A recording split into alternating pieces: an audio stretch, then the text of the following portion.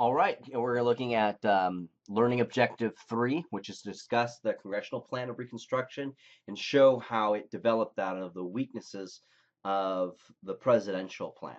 So because of the dissatisfaction of the presidential plan of Reconstruction, starting with Lincoln and then Johnson, the congressional leaders developed a plan of their own, which carefully retained control of the entire process of Reconstruction in their hands. This is eventually what's going to happen. So the congressional plan got started with the passage of what was called the Wade-Davis Bill of July 1864. These guys right here. The bill was a response to Lincoln's plan of Reconstruction and a reflection on the radical Republicans who sponsored the bill and felt Lincoln was way too lenient with his presidential plan for Reconstruction. So Republicans of all shades, both radical and just your standard Republicans, were in fear as after Lincoln announces his presidential reconstruction that the Democrats will have an in and be able to make significant gains in Congress as a result, again, as a result of Lincoln's presidential plan. And this is something they'll fear with Johnson's plan as well. And so what Lincoln's going to do is he's going to pocket veto the bill. He's just going to sit on it, and this is going to cause a huge rift within Reconstruction. So the term, what's important to understand too, this term's being thrown around, the term radical Republican refers to those who were determined to employ the power of the national government to ensure civil and political rights for the newly freed blacks. The radicals also wanted to establish the supremacy of the Republican Party. They wanted to take over the party, they wanted to take over Congress, and they wanted to take over the federal government. At first, under Lincoln, they're very small, but under Johnson, they become quite large. Thaddeus Stevens, one of the main leaders of the radical Republicans, summarized the group's feelings with the following statement. The Southern states ought never to be recognized as capable of acting in the Union or of being counted as valid states until the Constitution shall be so amended as to secure perpetual ascendancy of the party of the Union. The party, of course, was the Republican Party, and the amendment was the 15th Amendment. First the 14th Amendment, but then the 15th Amendment. The 14th Amendment is the amendment ratified in 1868, which is basically an established law that you cannot deny civil liberties to natural-born citizens. The 15th Amendment gets more specific and says you cannot deny suffrage, the vote, to citizens of the United States. This does basically two things. It satisfies the liberal wing of the Republican Party, which is the radical Republicans, of their moral obligations to newly freed people in the South. And it also, to boot, will create a flourishing Republican Party in the South, because if you are a newly freed person, who are you going to vote for? You are going to vote for the Republican Party. If you're going to run for office as a newly freed person, you are going to run as a member of the Republican Party. So the reason for Stevens' comment and why he felt so strongly about making sure that the Democrats couldn't have any inroads was that if the Southern states returned to a Democratic counterpart to Congress, as appeared inevitable under Lincoln's plan of Reconstruction, a reunited Democratic Party would win the next presidential election and possibly have a majority in both houses of Congress. So hence the stage was set for conflict between the presidential and congressional plans for Reconstruction, and a motive to remove both Lincoln and Johnson from office was clear, as we will see with Johnson when he's president. So that is something to kind of consider. What if Lincoln had not been assassinated? The emotions and the convictions of the radical Republicans were so fierce. It is a possibility to wonder if the radicals would have pushed for impeachment of Abraham Lincoln, since his plan was entirely too lenient from the perspective of radical Republicans. So on December 4th, 1865, Congress met for the first time since the Lincoln assassination and since Johnson had been in office. At that time, Congress refused to endorse Johnson's Reconstruction efforts. Consequently, they formulated a joint committee of 15 from both houses of Congress to examine the issues of suffrage and Southern representation. The joint committee of 15 developed the theory and set the pace of congressional reconstruction. The most influential member of the committee was our boy Thaddeus Stevens. Stevens, along with the rest of his congressional colleagues, was determined to impose black suffrage on the states of the South. The committee declared that the South had no state governments, and Congress alone could restore them and impose such conditions for readmission as it deemed necessary. The congressional plan of Reconstruction can thus be summarized as the following. As a prerequisite to admission to the Union back into the United States, the Southern states had to guarantee African Americans the right to vote and to hold office. Ex-Confederate leaders were disqualified from holding office. The Southern states had to repeal their black codes. And finally, since Lincoln and then Johnson were not honoring newly freed people's rights and giving away the fruits of victory, Congress, not the president, would be the branch of government that would reconstruct the former Confederate States of America, the former seceded states from the Union.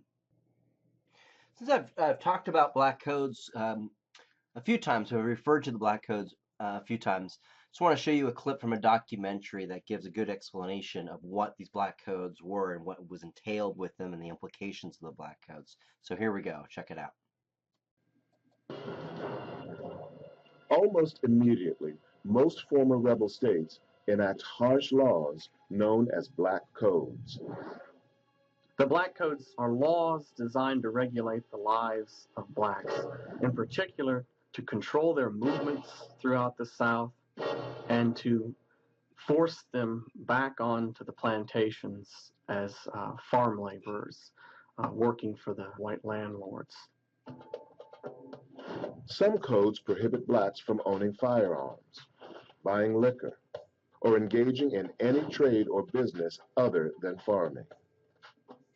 The land promised to the freedmen is returned to unrepentant rebels, sentencing blacks to a landless existence for generations to come. Often, white landowners would hire freed slaves to work the harvest, only to chase them off the land when their wages came due.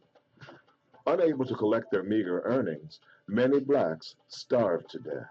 Johnson looked the other way as these ex-Confederate governments reimposed stringent controls over the black race through the Black Codes, which were a de facto form of slavery in that they regulated the daily lives of blacks, much like apartheid in South Africa. Some states go so far as to legalize the beatings of former slaves who are considered to have misbehaved.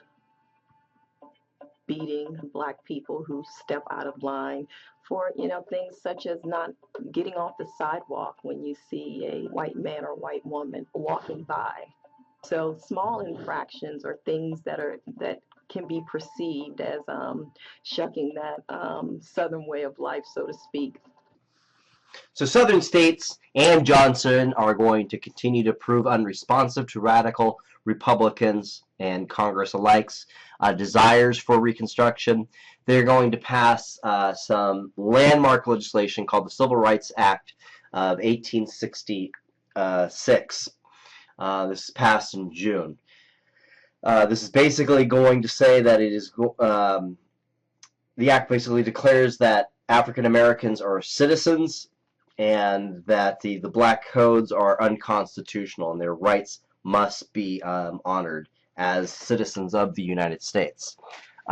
This piece of legislation marks a stark turning point in the process of Reconstruction. It really marks the beginning of congressional Reconstruction. So make sure that is in your notes. 1866. This is going to be the turning point, because what happens is Johnson is going to veto this bill. He doesn't want this bill. He vetoes it, and Congress overrides the veto, right? 2/3 of the legislature overrides it, and it becomes law.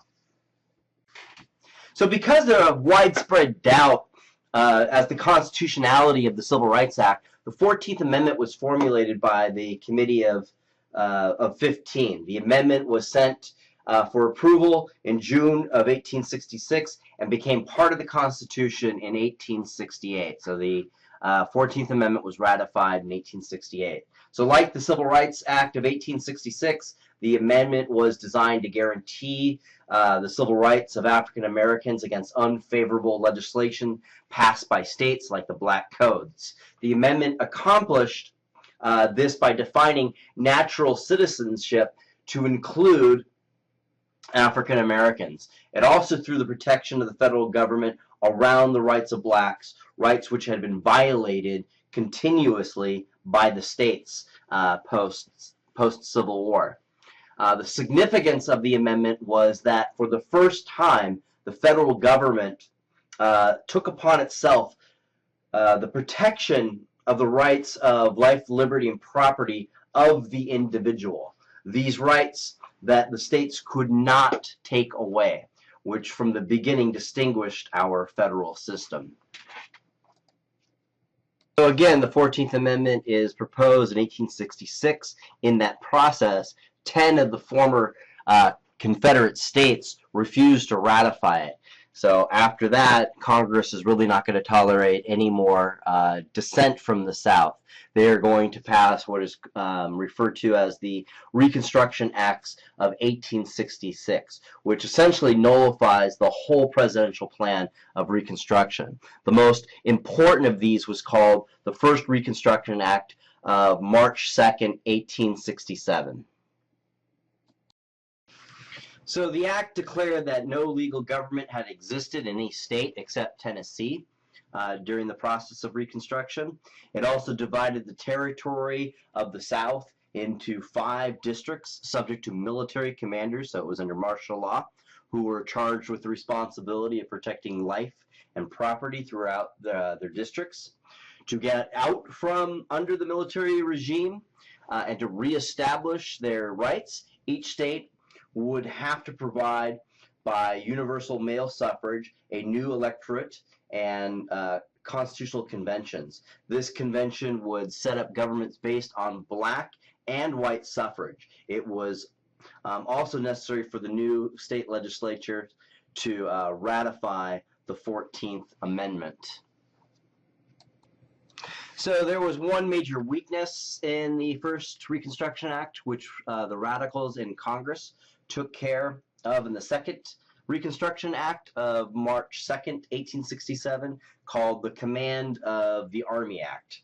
The Command of the Army Act required that the president issue all military orders through the General of the Army, which would be Ulysses S. Grant. Because the first Reconstruction Act divided the South into 5 military districts, the president would technically be in charge of Reconstruction. Since Johnson doesn't support this, they want to take that power away from him. Also, or just redirect it through towards the General of the Army, Ulysses S. Grant. Also, on March 2nd, 1867, Congress passed the 10-Year of Office Act, which prohibited the president from removing officials from office which had been appointed with the approval of the Senate. And this is where things get really interesting. So after Johnson dismisses the Secretary of War Stanton from office in February of 1868, Congress voted for impeachment. The House of Representatives drew up 11 articles of impeachment, including alleged violations of the 10-Year of Office Act, the Command of the Army Act, and with attempting to bring disgrace and ridicule upon the Congress. Right? By one vote, Johnson avoided conviction, and removal from office, as 7 Republican senators broke the party leadership and voted for acquittal. Johnson's impeachment proved to be an important turning point in U.S. history. For if it had succeeded, the radicals would have established the principle that Congress may remove a president not for high crimes and misdemeanors as required by the Constitution, but for purely political reasons. And this is why some of the Republicans broke ranks. They saw that this had constitutional problems. So this basically concludes Learning Objective 3. So let's go over some of the major points of Learning Objective 3 because there was a lot to it, and then we'll be ready for Learning Objective 4. To sum it up, we have presidential Reconstruction first articulated by Lincoln in 1863. Congress does not like this because it's too lenient, right? Only 10% of Southerners have to sign a loyalty oath, and there's no provisions in there for newly freed people, African Americans. And so in 1864, we get the Wade-Davis bill, which basically says Congress will direct the process of Reconstruction. That probably wouldn't have gone anywhere. Who knows? Maybe it would have, maybe it wouldn't. But given that it was Lincoln was the man who won the president. He had a lot of political capital. It's just kind of an interesting thing of what if history if Lincoln had lived. He doesn't, obviously. He's assassinated in 1865. His vice president takes the executive, and Johnson, for the problems that we discussed earlier in Learning Objective 2, is not going to be a very effective president, and he's going to be no match for people like Thaddeus Stevens. And so within a short amount of time, his ineffectiveness derails his grip on power within the executive branch, and the congressional branch is able to take over. Their first major act is to pass the Civil Rights Act of 1866 over the veto of Johnson. To strengthen this act, they draft the 14th Amendment in 1866. The South pushes back against this, and so basically the Congress isolates the South with the first Reconstruction Act of 1866 and puts them into martial law, into the 5 military zones, and basically taking their right to have being part of the Union on hold until they ratify the 14th Amendment and begin honoring African American rights. Johnson still isn't happy with the situation, obviously, and the Congress sets up a trap for Johnson. They first put the Command of Army Act into place, which basically says that the process of Reconstruction will be directed through the General of the Army, which is Ulysses S. Grant. From there, they also passed the Tenure of Office Act, which Johnson, of course, violates by throwing out Secretary of War Stanton from office. He literally throws him out of office, as I understood, by the scruff of his neck, and throws him out of the White House, firing him, right? This is a good pretense for Congress to impeach him. The impeachment doesn't stand because this is clearly for political reasons, but nonetheless, Johnson really is derailed as executive. And Congress has taken over the situation. This is going to begin to change, though, and we will take a look at that when we get to Learning Objective 4, as we get closer to the so-called Compromise of 1877. All right, let me know if you have any questions. Email me at robertkennedyhistoryteacher@gmail.com. I'll talk to you guys later.